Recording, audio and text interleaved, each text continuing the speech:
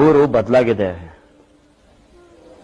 ಎಲ್ಲ ಮನೆ ಹುಡುಗರು ಕೆಲಸದ ಬೆನ್ನೇರಿ ಪಟ್ನಾ ಸೇರಿದ್ದಾರೆ.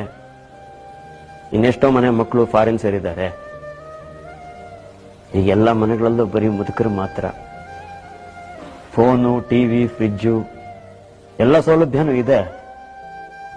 ಆದರೆ ಅದನ್ನು ಅನುಭವಿಸೋ ಚೈತನ್ಯವೂ ಇಲ್ಲ, ಸುಖ ಪಡೋ ವಯಸ್ಸು ಯಾರಿಗೂ ಇಲ್ಲ.